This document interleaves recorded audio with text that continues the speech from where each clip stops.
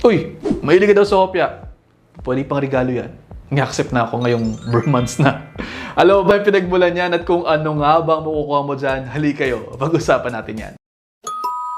Kaunting history lamang po muna tayo. Ang hopya ay mayroong Chinese origin. Ipinakilala yan sa atin ng mga Fukienese immigrants noong 1900s. Ang ibig sabihin nito ay good pastry sa dialect na Hokkien na winiwika ng Southern Fujian at Taiwan.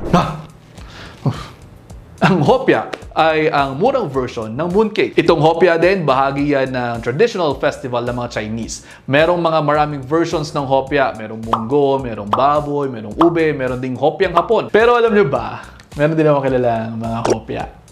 Mga hopyang maging crush sila ng crush nila. Hopya ka. Anyway, let's go back to hopya. Ang hopya ay gumagamit ng flour at shortening parang sa empanada. Sa ngayon, pwede yung ipare sa tsaa at sa kape. Bahala na kayo kung anong mas trip ninyo. Tanong ko muna kayo, ilang piraso ng hopya ang kaya ninyong kainin? Isa? Dalawa? Tatlo? Apat?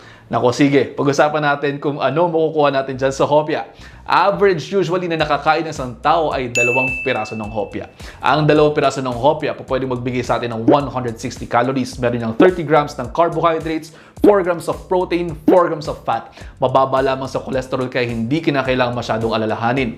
May makukuha tayo dyang dietary fiber kahit papaano. Kung ikukumpara naman po natin yan sa regular nating kinakain, ang katumbas ng 2 piraso ng hopya na yan ay kalahating cup ng kanin at isang matchbox size ng grilled na manok at kalahating piraso ng mansanas. Yan ay sa calories department lamang natin sila pinantay. Pero syempre, iba pa rin po ang composition yan pagdating sa carbs, sa proteins, sa fats, vitamins, minerals at phytonutrients. Imagine ninyo kung gaano kabilis ninyo kayang makain ang 160 calories mula sa 2 piraso ng hopya. Tapos, ikumpara niyo yan kung gaano nyo katagal na rin kakainin ang kalahating cup ng kanin, isang matchbox size ng grilled chicken at kalahating piraso ng small apple.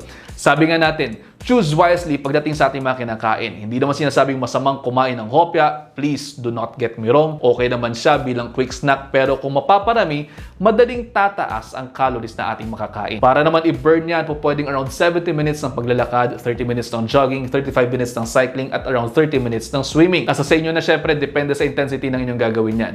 At ayun, sabi ko nga sa inyo, nandito lamang ako para magpaalaala dahil ayaw kung nagkakasakit kayo. At sa huli, tayo lang din naman talaga ang magtutulong-tulungan. Kaya naman yun lang for now. I-digest nyo muna dahil ang gusto ko ay healthy kayong lahat. See you in the next episode. Ingat!